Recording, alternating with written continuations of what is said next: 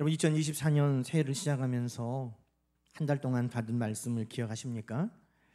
오늘 기도하신 우리 집사님 보니까 그 말씀을 아주 잘 기억하고 말씀에 의지해서 기도해 주셔서 감사합니다.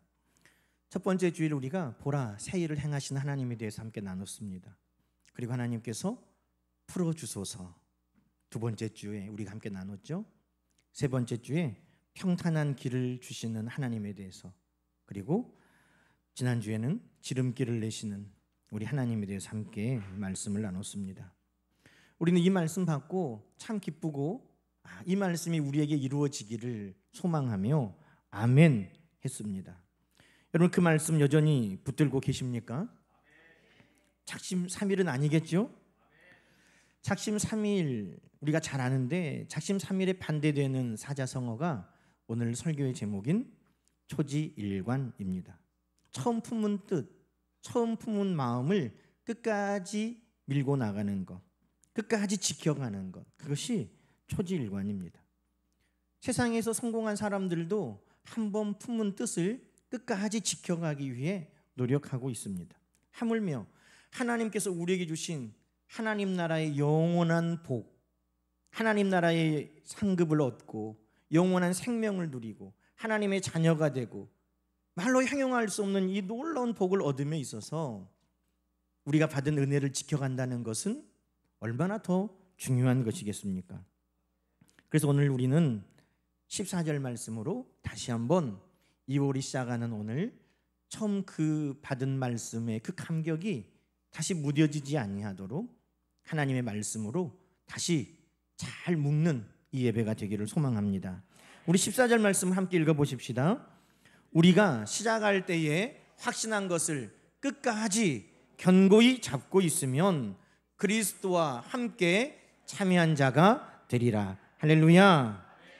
우리가 시작할 때에 확신한 것을 끝까지 견고하게 잡고 있으면 오늘 이 말씀이 우리 모두에게 도전이 되기를 소망합니다. 여러분 히브리서의 말씀은 신앙이 나태해지고 그리스도 예수께 받은 구원의 감격을 잃어버리고 또 구원에서 돌아설 위기 가운데 있는 성도들을 위해 기록한 편지입니다.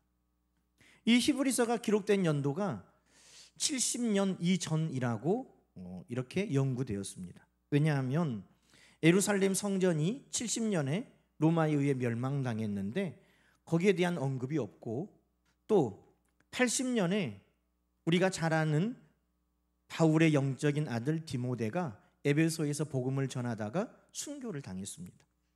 그런데 오늘 이 히브리서 13장에 보면 디모데가 풀려났다는 소식을 전하고 있습니다. 그러니 아직 디모데가 살아있고 예루살렘 성전이 무너지지 아니한 70년 이전에 이 히브리서가 쓰여졌다고 그렇게 연구합니다.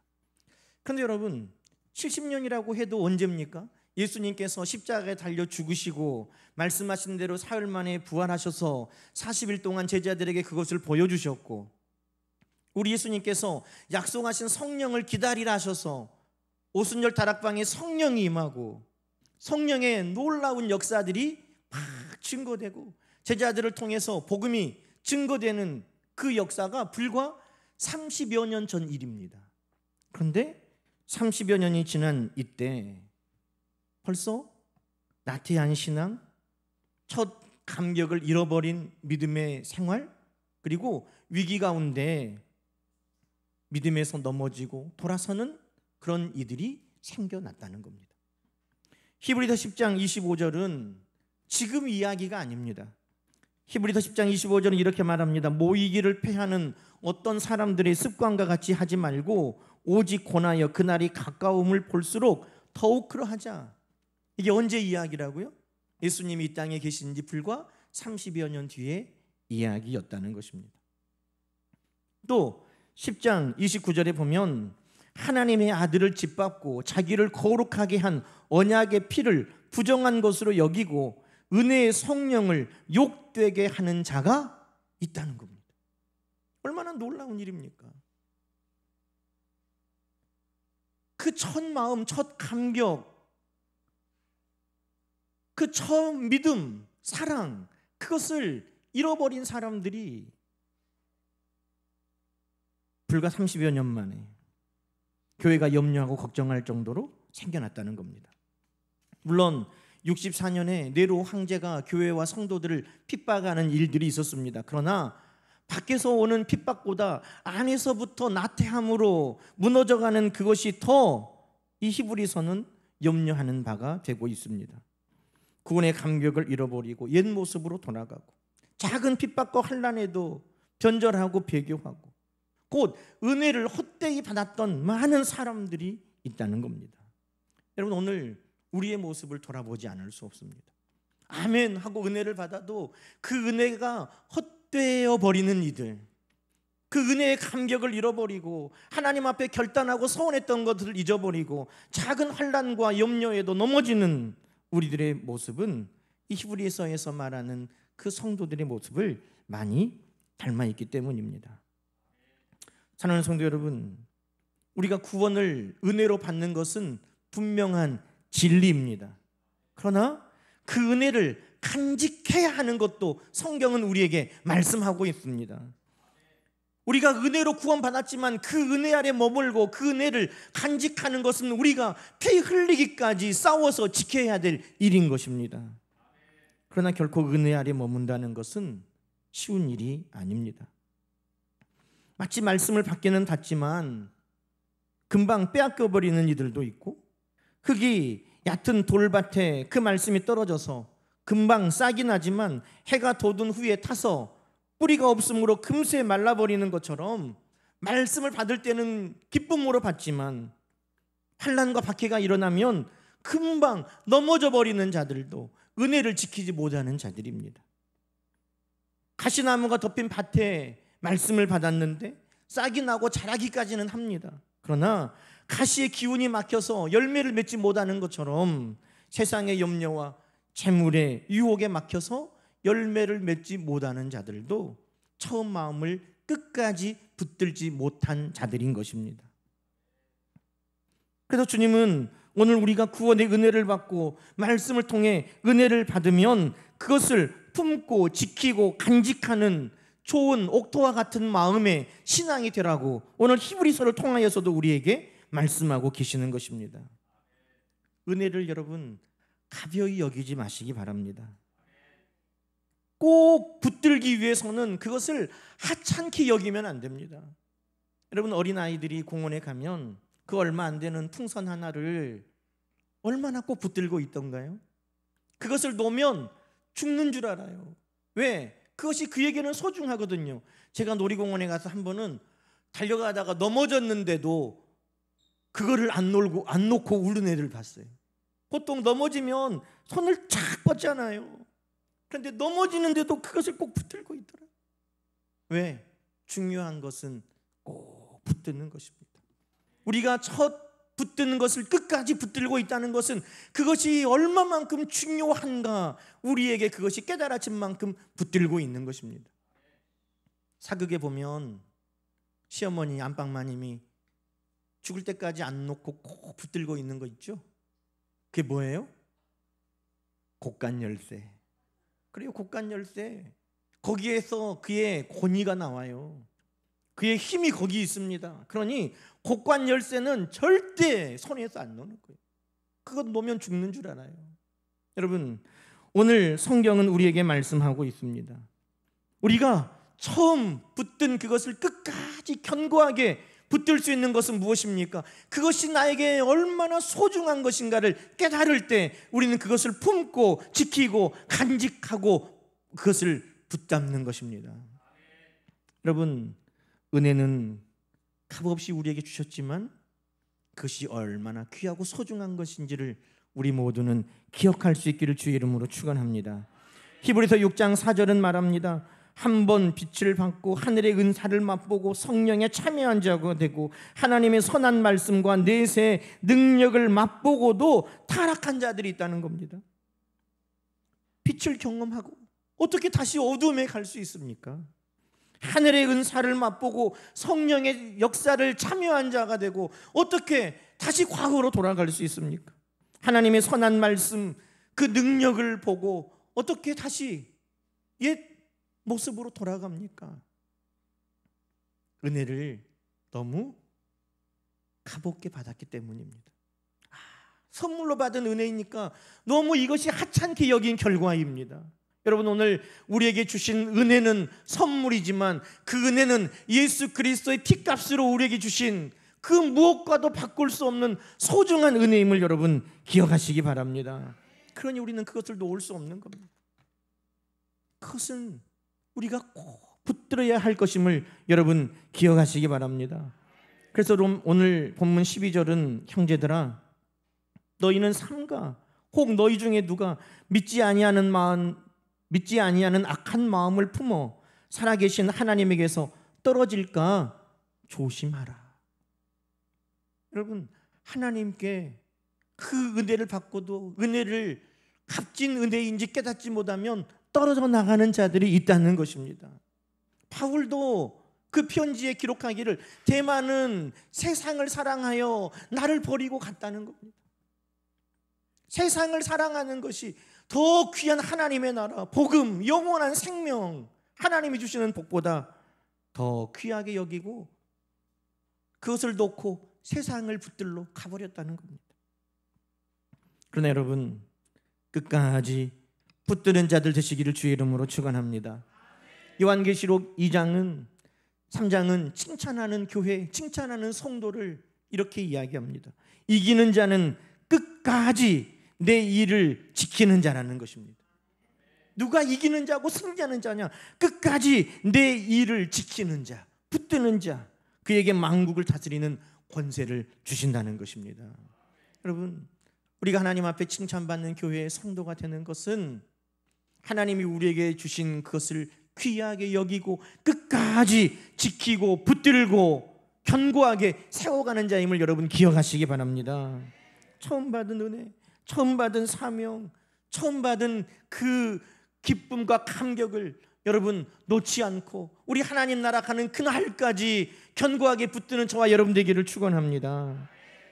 그럼 오늘 히브리서는 우리가 이기고 끝까지 붙들어야 될 것에 대해서 말씀합니다.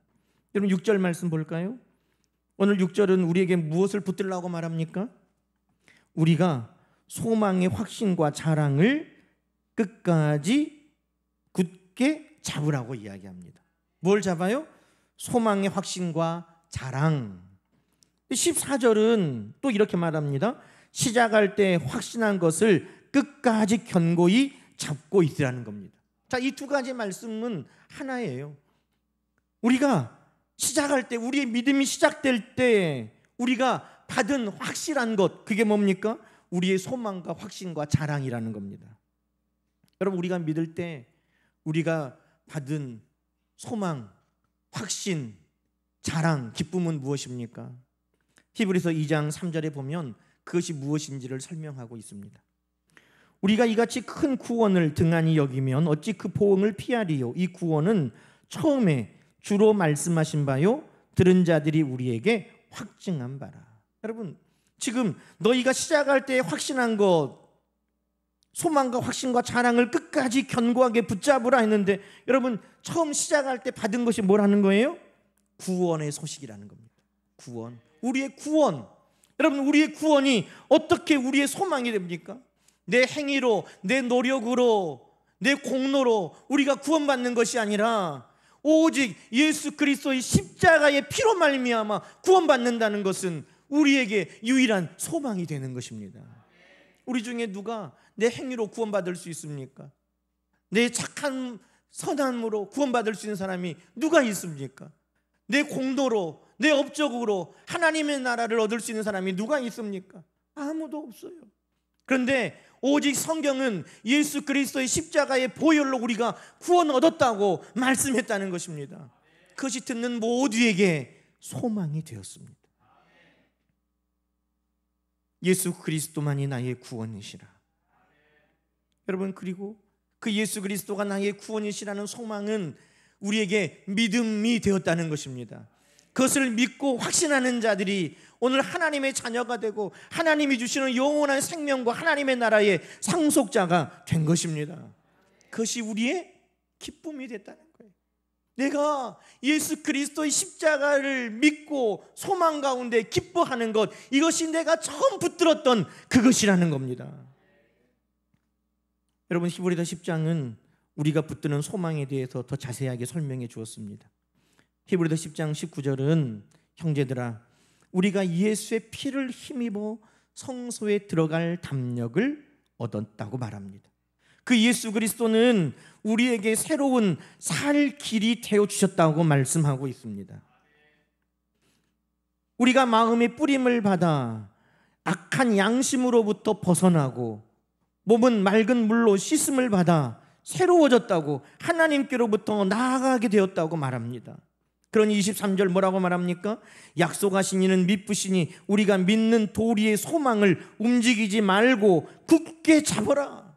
우리가 움직이지 말고 굳게 잡아야 될 소망이 뭐냐? 예수 그리스도의 피요, 그로 말미암아 살 길을 얻었으며 그로 말미암아 우리가 하나님 앞에 기쁨으로 나가게 된 이것이 바로 우리의 소망이고 우리의 믿는 바고 우리의 자랑이라고 말씀하고 있는 것입니다.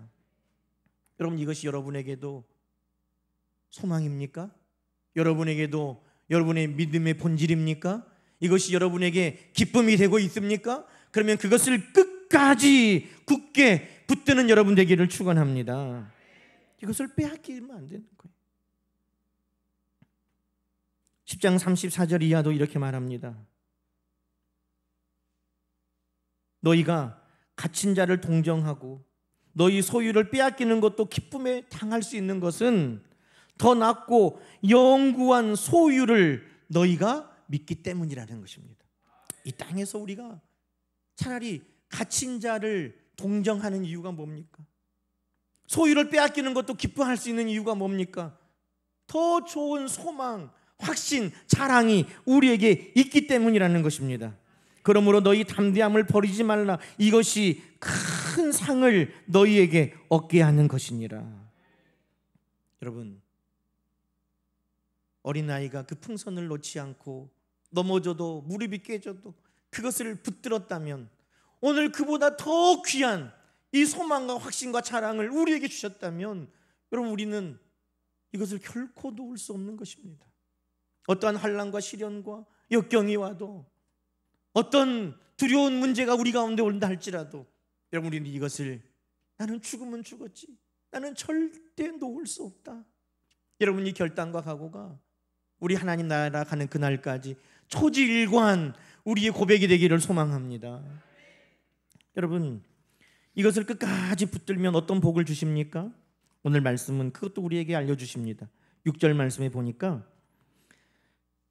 우리가 소망의 확신과 자랑을 끝까지 굳게 잡고 있으면 어떻게 된다는 거예요? 우리는 그의 집이 되는 거예요. 우리가 하나님의 집이 된다는 겁니다. 여러분, 하나님의 집이 된다, 이 표현을 우리가 다른 번역 성경을 통해서 더 이해하기 쉽게 말하면 하나님의 집안 사람이 된다는 거예요. 하나님의 패밀리, 가족이 된다는 겁니다. 하나님의 권속이 된다는 것입니다. 우리가 이것을 붙들면 하나님 나라, 가족, 패밀리, 여러분, 그것이 된다는 거예요. 여러분, 하나님 나라의 집안 사람, 하나님의 가족, 패밀리가 된다는 것은 어떤 의미입니까? 5절은 이렇게 말합니다. 모세는 장래에 말할 것을 증언하기 위하여 하나님의 온 집의 종으로 신실했다는 겁니다. 여러분, 하나님의 집, 하나님의 권속이 되면 종이 누구예요? 모세예요. 모세가 하나님의 권속에게는 종과 같이 역할을 했다는 거예요. 근데 모세가 종과 같이 한 역할은 뭡니까? 장래에 일어날 일들에 대한 증거라는 겁니다. 다시 말해, 오늘 이 성경의 말씀이 하나님의 자녀들, 하나님의 백성들, 하나님의 패밀리와 권속에게는 이 모든 말씀이 이루어진다는 것을 오늘 모세가 증거하고 있다는 것입니다. 여러분, 하나님의 말씀은 누구에게 이루어지는 약속입니까? 하나님의 자녀들에게 이루어지는 약속입니다. 하나님의 권속에게, 아브라함과 이삭과 야곱에게, 하나님의 백성 이스라엘에게, 동일하게 오늘 믿고 하나님의 자녀된 우리에게 주시는 약속의 말씀인 것입니다. 내가 하나님의 가족이 되면 이 모든 말씀은 다 우리를 통해 이루어 주실 약속의 말씀이 된다는 겁니다. 뿐만 아니라 우리가 하나님의 집이 되면 6절은 또 이렇게 말합니다. 그리스도는 하나님의 집을 맡은 아들이시다. 하나님의 집, 우리를 맡으신 분이 누구라는 거예요? 우리 주님이시라는 겁니다. 우리 주님은 우리를 맡으신다는 거예요. 여러분, 맡았다는 게 뭐예요? 목자가 양을 맡았다는 것은 푸른 초장 쉴 만한 물가로 인도하고 그 양이 다치지 않도록 그 양을 늘 돌보고 그 대적들로부터 지켜주고, 그 일이 목자의 역할입니다. 맡은 자의 역할이라는 것입니다. 우리 주님이 우리를 맡으신 하나님의 아들이라고 할 때에, 여러분, 베드로전서 5장 7절은 이렇게 말합니다. 너희 염려를 다 주께 맡기라. 왜 주께 맡깁니까? 주님이 우리를 맡으신 하나님의 아들이시기 때문에. 그가 너희를 돌보심이라. 여러분, 성경은 우리 주님이 하나님의 자녀들을 돌보심의 역사입니다. 우리 주님이 이 땅에 오셔서 하나님의 자녀들을 죄에서 속량하셨고 무거운 짐으로부터 그들을 벗겨내 쉼을 주셨습니다. 친위 때마다 일마다 평안함으로 이끌어 가시는 분이 우리를 맡아 돌보시는 주님이십니다. 병든 자를 고치고 배고픈 자를 먹이고 수고로 이 풍랑 가운데 노를 젓는 제자들에게 찾아오셔서 풍랑과 바람을 잔잔하게 하신 분이 그를 돌보시는 주님이신 것입니다. 그러니 오늘 내가 하나님의 자녀 권속 패밀리가 된다는 것은 모세를 통해 주신 모든 말씀이 나에게 이루어진다는 것이고, 하나님의 아들이 오늘 나를 친히 돌보아 주신다는 약속인 것입니다. 그러니 우리는 끝까지 붙들어야 되는 것입니다. 또한 끝까지 붙들고 있으면 14절 말씀은 또 하나의 복을 우리에게 말씀합니다. 그게 뭡니까? 우리가 시작할 때 확신한 것을 끝까지 견고히 잡고 있으면 그리스도와 함께 참여하는 자가 된다는 겁니다. 와, 그리스도와 함께 참여하는 자. 다시 말해, 주님이 계신 곳에 내가 있다는 것입니다. 여러분, 우리 주님이 계신 저 천국에 내가 있게 되는 약속인 것입니다. 주님이 누리는 그것을 내가 누릴 수 있다는 약속인 것입니다. 에베소서 3장 6절에 보면 그리스도 예수 안에서 함께 상속자가 되고 함께 지체가 되고 함께 약속에 참여하는 자가 됩니다. 누구에게 하신 약속이에요? 오늘 히브리서 말씀과 우리가 연결해서 보면 끝까지 붙드는 자들에게 주시는 또 하나의 약속인 것입니다. 주님은 부활에 우리를 동참하게 하십니다. 승리의 자리에 참여하게 하십니다. 영광의 하나님의 자리에 우리를 참여하게 하십니다. 주님은 우리를 주인의 즐거움에 동참하게 하십니다. 천국 잔치에 우리를 참여하게 하십니다.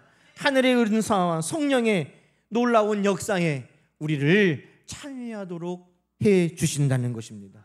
어떤 사람이 참여해요? 끝까지 붙드는 자가 오늘 이 놀라운 은혜를 주신다는 것입니다. 여러분, 그러므로 우리는 처음의 확신, 우리의 믿음, 우리의 기쁨을 어떤 유혹이 오더라도, 어떤 환난과 역경이 오더라도 이것을 우리는 끝까지 붙들어서 하나님의 집이 되고 하나님의 말씀이 우리를 통해 성취되고 주님이 돌보시는 은혜를 누리며 우리 주님의 계시는 그곳에 함께 참여하는 복을 여러분 모두가 누리기를 축원합니다. 여러분, 그렇다면 우리가 붙들지 못하도록 방해하는 것들도 무엇인지 알아야 되잖아요. 오늘 12절 말씀 보면, 그러면 우리가 끝까지 붙들지 못하도록 우리를 방해하는 게 뭔가? 그렇게 붙들면 하나님이 우리에게 좋은 것을 주시는데 우리가 끝까지 붙들도록 방해하는 게 뭔가 하는 것입니다. 12절 말씀 보니까, 형제들아 너희는 삼가 혹 너희 중에 누가 믿지 아니하는 악한 마음을 품고 살아계신 하나님에게서 떨어질까 조심하라. 여러분, 떨어지는 것, 붙들지 못하고 놓아버리는 것, 지금 무엇 때문이라고 말합니까? 믿지 아니하는 악한 마음, 믿음 없음에 대해서 이야기하고 있습니다. 여러분, 7절부터 말씀 볼까요? 7절부터 말씀에 보면 이 믿음 없음, 악한 마음이 무엇인지를 더 설명해 주었습니다. 광야에서 시험하던 날에 거역하던 것 같이 너희 마음을 완고하게 하지 말라. 믿음 없음의 악한 마음이, 광야의 이스라엘 백성들은 하나님 앞에 거역하고 불순종하는 것으로 나타났다는 겁니다. 그들의 마음을 완고하게 하여서 하나님의 선하신 일들을 믿지 아니하고 원망과 불평을 쏟아 놓았다는 것입니다. 너희 열조가 나를 시험하였다는 겁니다. 하나님의 능하심을 믿지 아니하고 그들은 늘 염려하고 걱정하며 하나님을 시험하였다는 겁니다. 그들이 항상 마음에 미혹되어 내 길을 알지 못하였다. 18절은 또 그렇게 말합니다. 안식에 들어오지 못한 자가 누구냐? 순종하지 아니하는 자. 19절에 믿지 아니하는 자가 아니냐?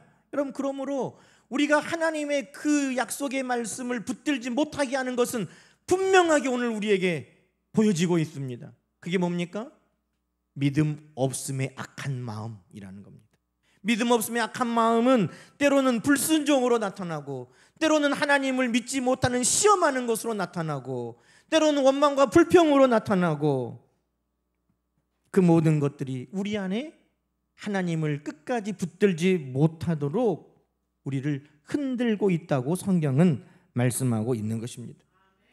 포도나무 가지가 꼭 붙어 있어야 되는데 바람이 막 흔들어서 그 가지가 나무 위에서 떨어져 나가면 아무런 열매도 맺지 못하는 것처럼, 이 믿음 없음은 하나님을 거역하고 불순종하고 하나님을 시험하고 원망하고 불평하는 이 모든 완고한 마음은 우리가 하나님의 약속을 붙들지 못하도록 매 순간 우리를 흔들어 버린다는 겁니다. 그러면 여러분, 우리 하나님께서 우리가 하나님께로 떨어지지 아니하도록 그 방법도 우리에게 알려주셔야 되지 않겠습니까? 그러면 하나님께로부터 우리가 떨어지지 아니하도록 하나님이 오늘 우리에게 알려주시는 말씀, 이것이 이제 오늘 우리가 힘써야 될 말씀인 거죠. 12절 13절 말씀, 이제 결론의 말씀을 함께 보십시다.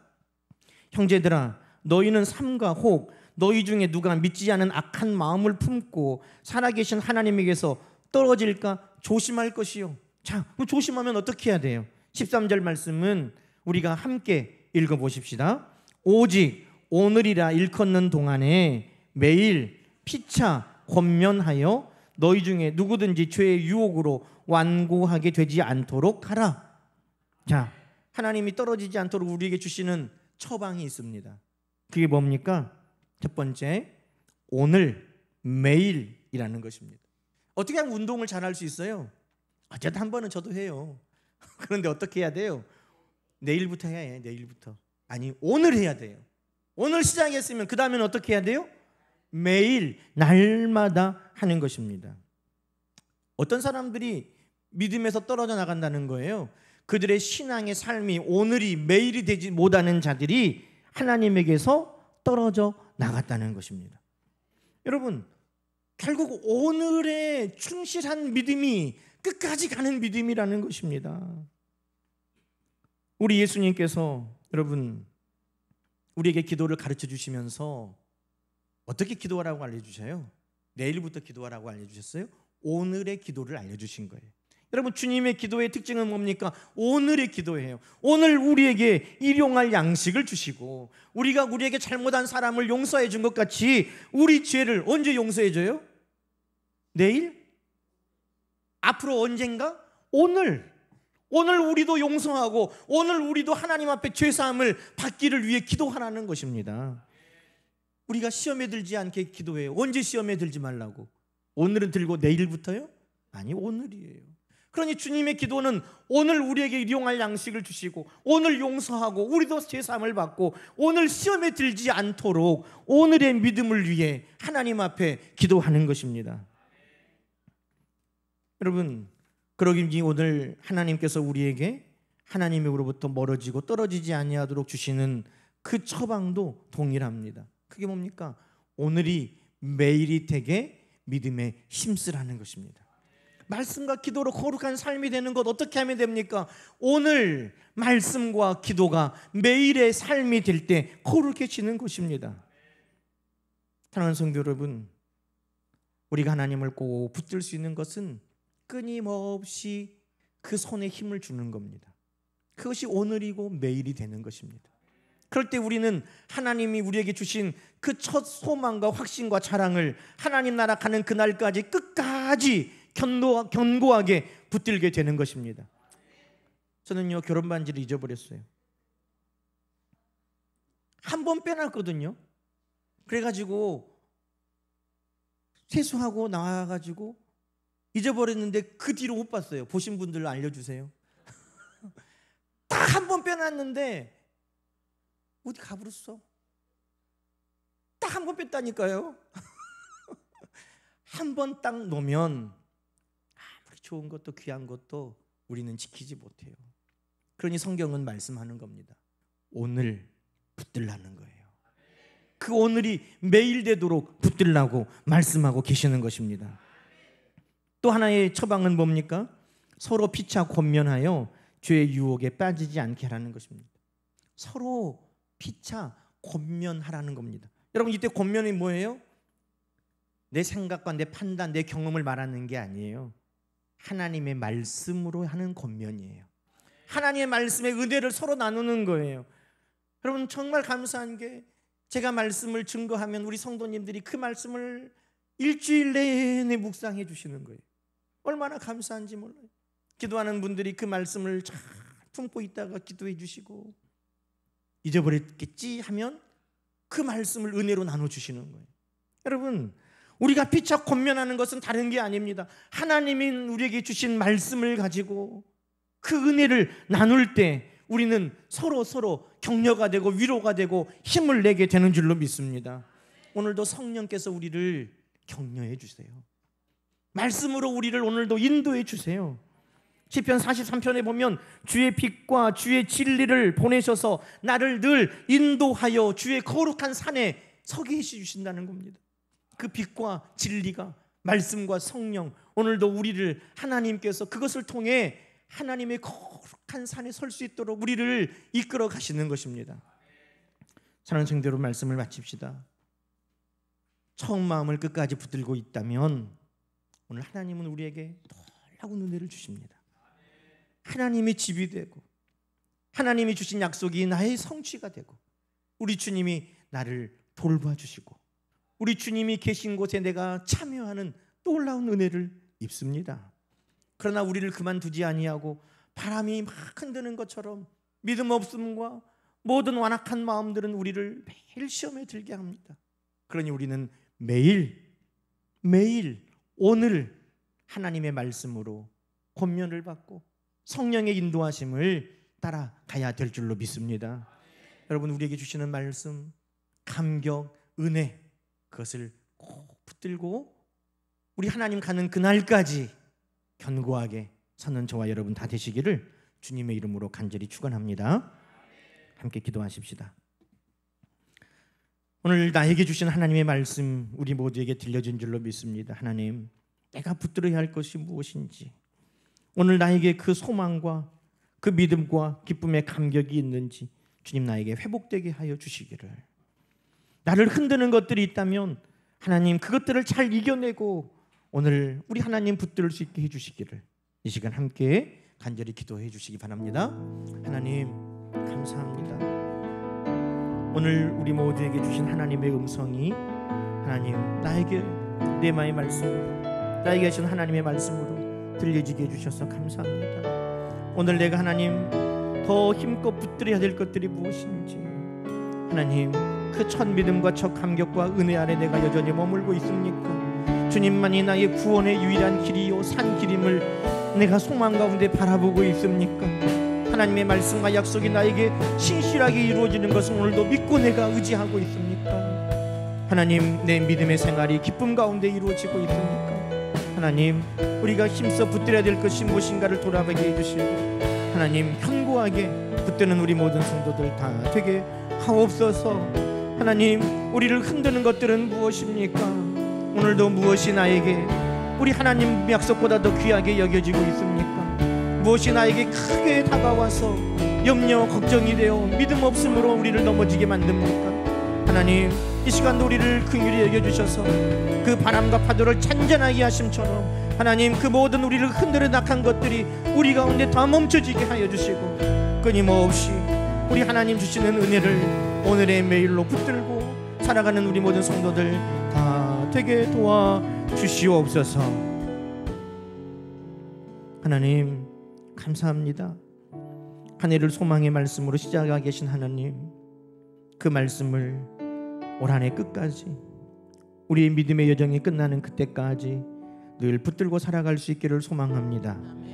우리의 소망과 믿음과 확신과 기쁨을 늘 빼앗기지 않는 성도들 되게 도와주시옵소서. 예수님의 이름으로 간절히 기도드리옵나이다. 아멘.